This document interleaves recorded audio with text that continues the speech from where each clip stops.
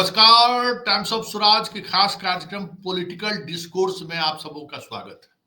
और आज हम पॉलिटिकल डिस्कोर्स में बात बिहार के उप मुख्यमंत्री, बीजेपी के कद्दावर नेता और संभावित मुख्यमंत्री चेहरा, शाह के दुलारे सम्राट चौधरी के एक बयान से पीएमओ में खलबली मच गई है और कहा गया है कि सम्राट चौधरी आज के बाद बिना पार्टी अध्यक्ष की अनुमति के बगैर कोई बयान नहीं दे सकते।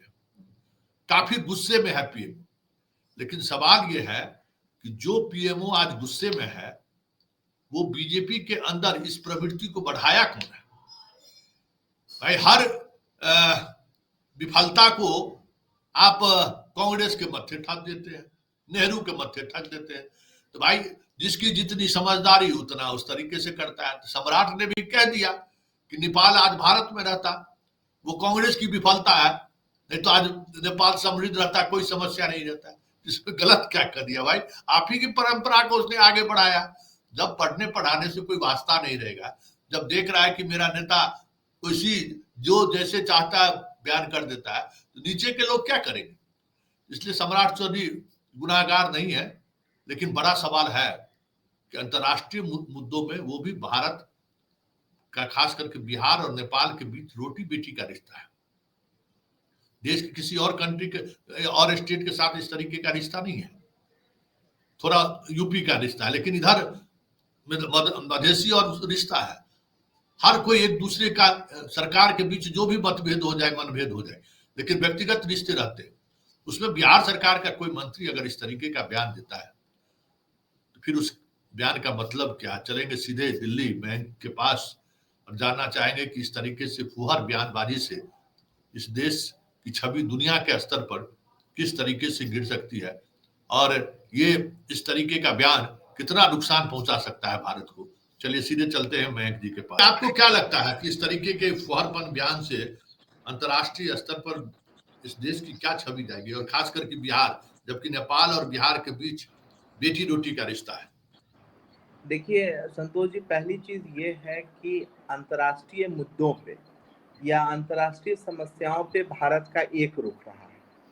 कभी भी भारत में आंतरिक तौर पे पॉलिटिकल पार्टीज के अंदर या जो पूरा जो मैकेनिज्म है हमारा, वो जब भी कोई अंतर्राष्ट्रीय स्तर पे जो समस्याएं आती हैं या कोई अगर पक्ष रखना होता है तो भारत एक स्वर में बोलता रहा है। देश की तमाम पार्टियां हों, पॉलिटिकल पार्टियां हों या तमाम जो बाकी जो हमारे स्टेक होल्डर्स हैं, वो बोलते रहे हैं और उस व्यू पॉइंट को जो एमईए है, ministry of external affairs Bharat का, वो प्रदर्शित करता रहा है। लेकिन ये जो बयान जो दिया गया सम्राट चौधरी ने, जो कल जो दिया बिहार के उप मुख्यमंत्री ने, ये हास्यास्पद लगता है। क्योंकि ये देखिए, डोमेस्टिकली जब आप बोलते हैं चीजों को लेकर के तो एक चीजें अलग होती हैं कि भाई हम राजनीति कर रहे हैं तो पक्ष और विपक्ष एक दूसरे को टारगेट करते हैं।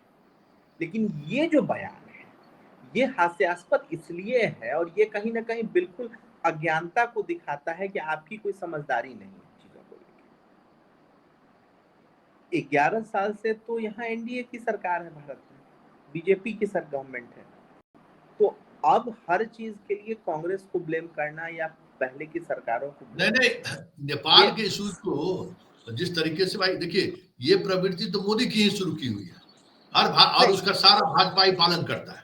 हाँ, अब सम्राट चौधरी को लगा कि हम बयान दे देंगे कि भाई इसके लिए कांग्रेस जिम्मेवार है, नहीं तो नेपाल हमारे साथ रहता, आज वो विकास कर जाता। ये थोड़ी वो समझ रहा होगा। ये तो बयान ऊपर से नीचे जिस तरीके की प्रवृत्ति है, उस प्रवृत्ति का ये द्योतक है। संतोष जी, दो चीजें हैं। पहली चीज ये कि कई बार जो जिस प्रवृत्ति की तरफ आप इशारा कर रहे हैं उसका भारत को नुकसान हो चुका है।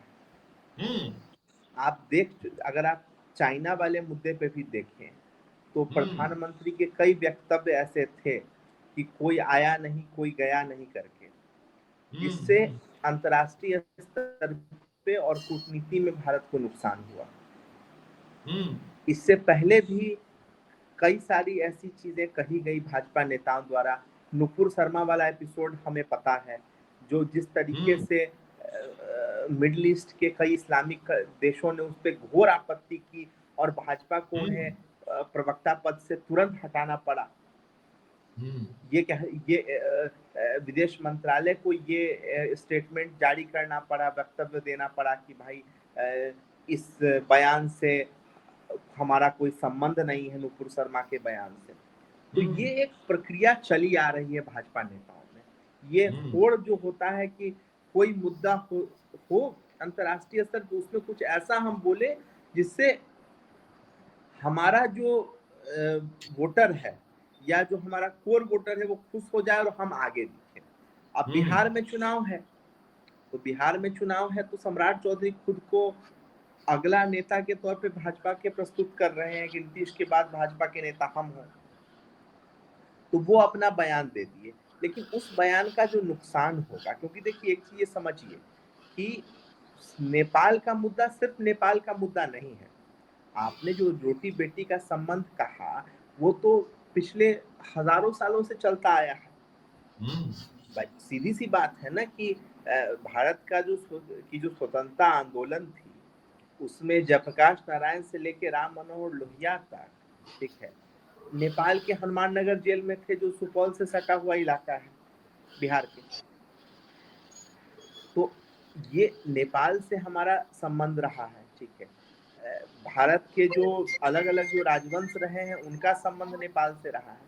तो नेपाल का मुद्दा सिर्फ नेपाल का मुद्दा नहीं, और पिछले 10-15 सालों में नेपाल में जो रूलिंग पार्टी रही है, खासतौर पे जो केपी शर्मा ओली की जो पार्टी रही है, माओवादी पार्टी, मार्क्सिस्ट पार्टी, वो भारत के विरोध में स्टैंड लेती आई है लगातार। और केपी शर्मा ओली ने अभी जब उन्हें हटाया गया है सत्ता से, उन्होंने स्पष्ट कहा है कि राम मंदिर का मुद्दा उठाना और बॉर्डर इशू भारत के साथ उठाना उनके हटने का कारण बना। तो वो तो फिर भारत को ही टारगेट कर रहे हैं वहां के।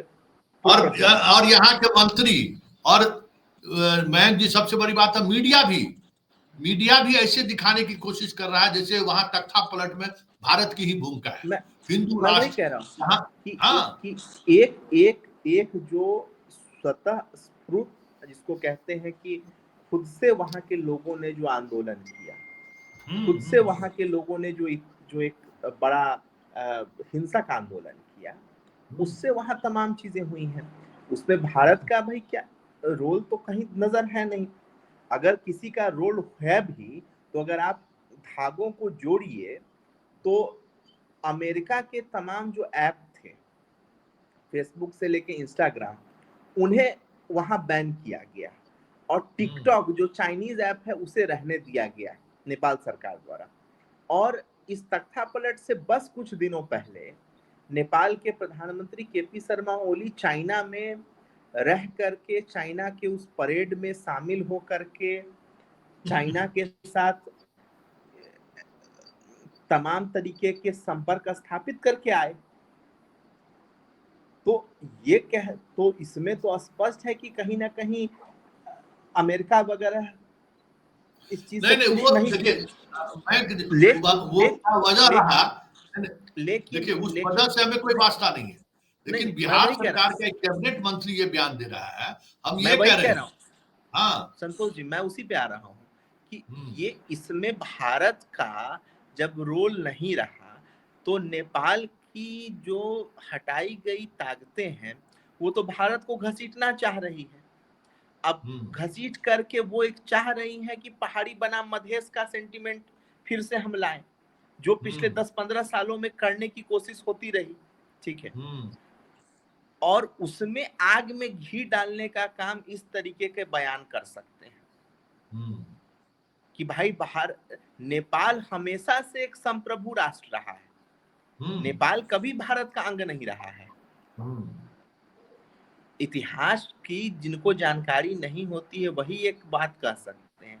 नेपाल जब भारत में ब्रिटिशों का शासन था या मुगलों का शासन भी रहा पिछले 700-800 साल, तब भी नेपाल एक अपना संप्रभु राज्य रहा, ठीक है।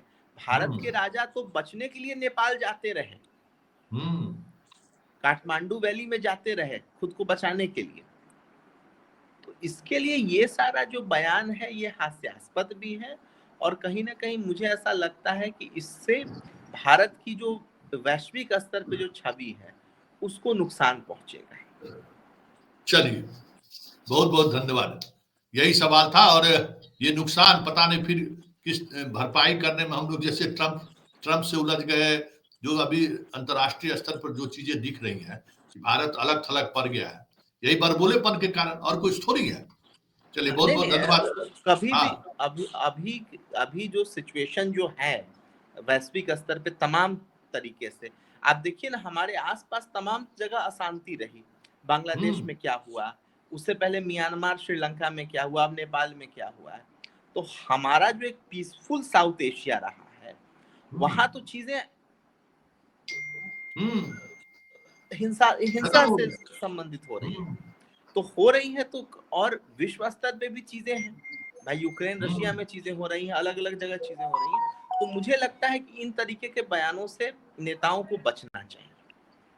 चलिए, बहुत बहुत धन्यवाद, थैंक यू। तो ये हमारे साथ दिल्ली से मयंक थे, लेकिन बड़ा सवाल ये है कि जब मोदी इस तरीके के मामले में फुहरपन बयान देते रहे हैं, ऐसा बयान जो लोग सोच नहीं सकता है, और तो उसका असर तो पड़ेगा ही ना। तो आज अंतर्राष्ट्रीय स्तर पर भारत की जो ये स्थिति है कि हर किसी के निशाने पर भारत है, इसकी सबसे बड़ी वजह हमारे राष्ट्राध्यक्ष का बरबोलापन है, हमारे नेताओं का बरबोलापन है।